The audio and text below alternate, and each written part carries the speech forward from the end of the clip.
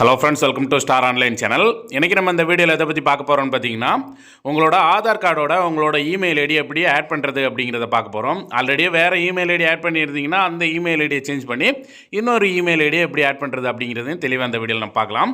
அதாவது இது நமக்கு எந்த இடத்துல யூஸ் ஆகும் அப்படின்னு பார்த்தீங்கன்னா, நம்ம இப்போ நிறைய இடத்துல பார்த்தீங்கன்னா நமக்கு ஆதார் ஓடிபி, ஆதாரில் எந்த மொபைல் நம்பர் கொடுத்துருக்கோமோ அந்த மொபைல் நம்பருக்கு வர ஓடிபியை தான் நம்ம என்டர் பண்ணுற மாதிரி இருக்குது நிறைய இடத்துல. ஸோ ஒரு சில இடத்துல உங்கள் கையில் அந்த மொபைல் நம்பர் இல்லாமல் போகலாம், இல்லைனா அந்த சிம்மு வந்து தொலைஞ்சு போகலாம். ஸோ இந்த மாதிரி இக்கட்டான சூழ்நிலையில் அந்த ஓடிபி வந்து உங்களுக்கு மெயில் ஐடிக்கும் வரும். ஸோ அதை நீங்கள் யூஸ் பண்ணிக்கலாம். அதுக்காக தான் இந்த மெயில் ஐடி ஆட் பண்ணுறதை நம்ம ஆட் பண்ணி வச்சுக்கோம். ஸோ அதை பற்றி இந்த வீடியோவில் தெளிவாக பார்த்துடலாம். வீடியோ பார்க்குறதுக்கு முன்னாடி நம்ம ஸ்டார் ஆன்லைன் சேனல் எதிர்க்க சப்ஸ்கிரைப் பண்ணுங்கள். அப்படியே பக்கத்தில் இருக்க பெல் பட்டனையும் கிளிக் பண்ணுங்கள். அப்போ தான் நம்ம போடுற இந்த மாதிரி முக்கியமான வீடியோஸ் எல்லாம் உங்களுக்கு கூட நோட்டிஃபிகேஷன் வந்துகிட்டே இருக்கும். ஃபஸ்ட்டில் நீங்கள் உங்களோட மொபைலில் ப்ளே ஸ்டோர் ஓப்பன் பண்ணிக்கோங்க. கூகுள் ப்ளே ஸ்டோர் ஓப்பன் பண்ணிவிட்டு ஆதார் அப்படின்னு சர்ச் பண்ணிங்கன்னா இந்த ஆதாரோட அஃபிஷியல் அப்ளிகேஷன், இந்த அப்ளிகேஷன் தான் இது உங்களுக்கு கிடைக்கும். இதை வந்து நீங்கள் உங்களோட மொபைலில் வந்து இன்ஸ்டால் பண்ணிக்கோங்க. இன்ஸ்டால் பண்ணிவிட்டு இந்த அப்ளிகேஷனை வந்து ஓப்பன் பண்ணுங்கள். ஓப்பன் பண்ணிங்கன்னா ஃபஸ்ட் வந்து நமக்கு ஒரு சில பெர்மிஷன்ஸ் கேட்கும். எல்லாத்தையும் செக் பண்ணி பார்த்துட்டு பெர்மிஷன்ஸ் அலோவ் கொடுத்துருங்க. இந்த பெர்மிஷன்ஸ் அலோவ் கொடுத்ததுமே பார்த்தீங்கன்னா உங்களுக்கு ஃப்ரண்ட் பேஜ் வந்து ஓப்பன் ஆகும். ஸோ இதில் பார்த்தீங்கன்னா உங்களுக்கு பிகின் ஜேர்னி அப்படிங்கிறது வந்து கீழே வந்து இருக்கும். ஸோ அந்த பிகின் ஜேர்னி அப்படிங்கிறத வந்து ஃபஸ்ட்டில் வந்து கிளிக் பண்ணிடுங்க. நீங்கள் அதை கிளிக் பண்ணதும் பார்த்தீங்கன்னா நெக்ஸ்ட் பேஜில் உங்களுக்கு இந்த மாதிரி ரெஜிஸ்ட்ரேஷன் பண்ணுறதுக்கு என்னெல்லாம் பண்ணணும் அப்படிங்கிற டீட்டெயில்ஸ் இருக்கும். கீழே கண்டினியூ ரெஜிஸ்ட்ரேஷன் இருக்கும். அதை கிளிக் பண்ணதுமே என்டர் யுவர் ஆதார் நம்பர், உங்களோட ஆதார் நம்பரை என்டர் பண்ண சொல்லும். அதை கிளிக் பண்ணிவிட்டு உங்களோட ஆதார் நம்பரை வந்து இதில் வந்து என்டர் பண்ணிக்கோங்க. கரெக்டாக உங்களோட ஆதார் நம்பரை என்டர் பண்ணுங்கள். நீங்கள் என்டர் பண்ணதுக்கப்புறம் கீழே பார்த்தீங்கன்னா கன்ஃபார்ம் ஆதார் நம்பர் அப்படிங்கிற ஆப்ஷன் இருக்கும். உங்களோட ஆதார் நம்பரை என்டர் பண்ணிவிட்டு கன்ஃபார்ம் ஆதார் கொடுத்தீங்கன்னா உங்களுக்கு இந்த மாதிரி ஒரு டேர்ம்ஸ் அண்ட் கண்டிஷன் வரும். எல்லாம் படித்து பாருங்கள். கீழே ஒரு பாக்ஸ் இருக்கும், அதில் ஒரு டிக் பண்ணிவிட்டு கீழே கண்டினியூ இருக்கும்.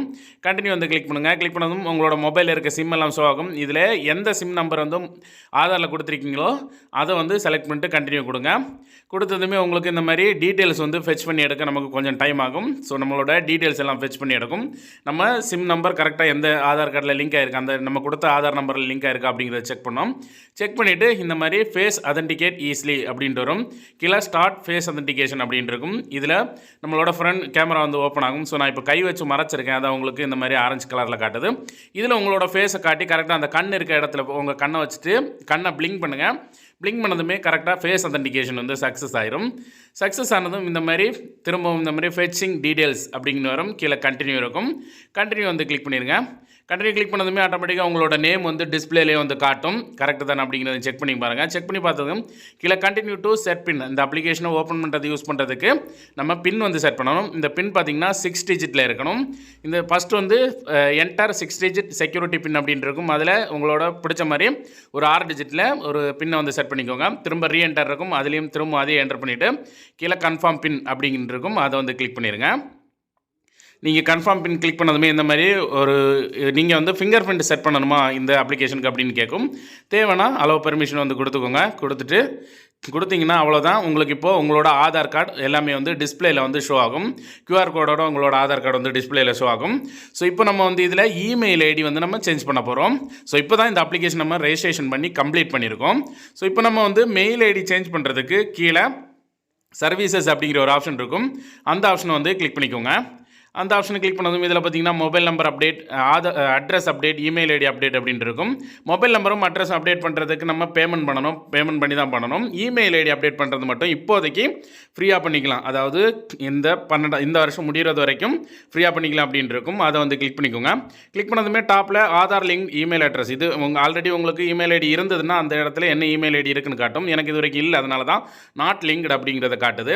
ஸோ உங்களுக்கு ஆல்ரெடி என்ன இமெயில் ஐடி இருக்குது அப்படிங்கிறதையும் இதில் நீங்கள் செக் பண்ணி பார்த்துட்டு கீழே continue to update email ID அப்படின்ட்டு இருக்கும். அதை வந்து கிளிக் பண்ணியிருக்கேன். கிளிக் பண்ணிவிட்டு உங்களுக்கு இப்போ எந்த இமெயில் ஐடி இதில் லிங்க் பண்ணணுமோ அந்த இமெயில் ஐடியை என்டர் நியூ இமெயில் அப்படிங்கிறதுல நீங்கள் என்டர் பண்ணிடுங்க. என்டர் பண்ணிவிட்டு கண்டினியூ கொடுத்தீங்கன்னா அந்த இமெயில் அட்ரஸுக்கு ஒரு ஓடிபி வரும். அந்த ஓடிபியை உங்களோட இமெயில் ஐடி ஓப்பன் பண்ணி, நீங்கள் கொடுத்த இமெயில் ஐடிக்கு வந்திருக்கும், அதை ஓப்பன் பண்ணி அந்த இமெயில் ஐடியில் வந்து ஓடிபி என்டர் பண்ணிவிட்டு வெரிஃபை இமெயில் ஓடிபி அப்படின்ட்டு இருக்கும். அதை வந்து கிளிக் பண்ணிடுங்க. கிளிக் பண்ணதுமே இந்த மாதிரி அடுத்த பேஜில் பார்த்தீங்கன்னா உங்களோட ஏற்கனவே இருக்க இமெயில் ஐடி, இப்போ நீங்கள் கொடுத்த இமெயில் ஐடியெலாம் ஷோ ஆகும். கீழே கண்டினியூ டு ஃபேஸ் அதென்டிகேஷன் அப்படிங்கிற ஆப்ஷன் இருக்கும். அந்த கண்டினியூ டு ஃபேஸ் அதென்டிகேஷன் அப்படிங்கிற அந்த ஆப்ஷன் வந்து கிளிக் பண்ணுங்கள். நீங்கள் அந்த ஆப்ஷனை கிளிக் பண்ணதுமே நியூ இமெயில் ஓடிபி வெரிஃபைட்னு வரும். திரும்பவும் கீழே பார்த்தீங்கன்னா ஃபேஸ் அதென்டிகேட் அப்படிங்கிற ஆப்ஷன் இருக்கும். அந்த ஆப்ஷனை கிளிக் பண்ணதும் இந்த மாதிரி ஃப்ரண்ட் கேமரா ஓப்பன் ஆகும். ஸோ ஆல்ரெடி நம்ம இந்த அப்ளிகேஷன் ரெஜிஸ்ட்ரேஷன் பண்ணும்போது ஃபேஸ் அத்தன்டிகேஷன் பண்ணியிருப்போம். ஸோ சேம் அதே மெத்தேட் தான். இந்த ஃப்ரண்ட் கேமராவில் இதில் வந்து உங்களோட ஃபேஸை வச்சு கரெக்டாக நீங்கள் உங்களோட அந்த கண் வர சிம்பிள் அந்த இடத்துல வந்து உங்களோட கண்ணை வச்சு நீங்கள் பிளிங்க் பண்ணிங்கன்னா ஆட்டோமேட்டிக்காக ஃபேஸ் அத்தன்டிகேஷன் கம்ப்ளீட் ஆயிரும். இந்த மாதிரி உங்களுக்கு வந்துடும். வந்து கீழே சப்மிட் ரெக்வஸ்ட் அப்படின்ட்டு வரும். நீங்கள் அதை கிளிக் பண்ணிங்கன்னா அவ்வளோதாங்க. நமக்கு இப்போது இமெயில் ஐடி சேஞ்ச் பண்ணுறதுக்கான ரெக்வஸ்ட் வந்து கம்ப்ளீட் ஆயிடுச்சு. இப்போது ஆட்டோமேட்டிக்காகவே அதோட அக்னாலஜ்மெண்ட் வந்து நம்ம மொபைல் வந்து டவுன்லோட் ஆயிரும். நம்ம இதை ஓப்பன் பண்ணி பார்த்துக்கலாம். நம்மளோட மொபைலுக்குமே வந்து மெசேஜ் வந்துடும். நம்ம இந்த மாதிரி இமெயில் ஐடி சேஞ்ச் பண்ணுறதுக்கான ரெக்வஸ்ட் கொடுத்துருக்கோம் அப்படிங்கிற மாதிரி மெசேஜ் வந்துடும். ஸோ இது சப்போஸ் உங்களுக்கு டவுன்லோட் ஆகலை அப்படின்னாலும் இந்த ரெக்வஸ்ட் சப்மிட்டட் சக்ஸஸ்ஃபுல்லி அப்படின்ட்டு வர பேஜ் கீழே பார்த்தீங்கன்னா டவுன்லோட் அக்னாலஜ்மெண்ட் அப்படின்றது இருக்கும். ஸோ இங்கேருந்தே நீங்கள் டவுன்லோட் பண்ணி வேணாலும் எடுத்துக்கலாம். ஸோ இப்போ நம்ம வந்து ரெக்வஸ்ட் கொடுத்துட்டோம். இப்போ நம்ம இமெயில் ஐடி சேஞ்ச் பண்ண அந்த பேஜுக்கு நம்ம போய் பார்த்தோம்னா நமக்கு ஆல்ரெடி லிங்க்டு இமெயில் ஐடின்னு பார்த்தீங்கன்னா நமக்கு இருக்காது. உங்களுக்கு பழைய இமெயில் ஐடி இருந்தால் பழைய இமெயில் ஐடி தான் இருக்கும். ஏன் அப்படின்னு பார்த்தீங்கன்னா கீழே கொடுத்துருப்பாங்க 15 நாள் வரைக்கும் ஆகும் ப்ராசஸிங் டைம் அப்படின்ட்டு இருக்கும். அதனால் நமக்கு உடனே வந்து சேஞ்ச் ஆகாது. ஆல்ரெடி இருந்த மாதிரி தான் காட்டும். நம்ம கொஞ்ச நாள் வெயிட் பண்ணதுக்கப்புறம் 15 நாள் வரைக்கும் ஆகலாம், அதுக்கு முன்னாடியும் முடியலாம். ஸோ நம்ம இதை ஓப்பன் பண்ணி பார்க்கும்போது நமக்கு ரெடி ஆனதுக்கப்புறம் நமக்கு இந்த இடத்துல நம்ம புதுசாக கொடுத்த இமெயில் ஐடி வந்து லிங்க் ஆகிருக்கும். ஸோ இவ்வளோ தான், சிம்பிள் ப்ராசஸ் தான். மேக்ஸிமம் எல்லாருமே வந்து இந்த ப்ராசஸ் பண்ணி வைக்கிறது நல்லது. ஏன்னா நமக்கு ஓடிபி மொபைலுக்கு வராத பட்சத்தில் நம்ம இமெயில் ஐடியில் எடுக்கிறதுக்கு நமக்கு யூஸ்ஃபுல்லாக இருக்கும். ஸோ இந்த வீடியோ பிடிச்சிருந்தால் லைக் பண்ணுங்கள். மீண்டும் இதே மாதிரி ஒரு நல்ல இன்ஃபர்மேஷன் நான் உங்களை சந்திக்கிறேன். அது வரைக்கும் உங்களது விடைபெறுவது உங்கள் ரெமோ. தேங்க்யூ.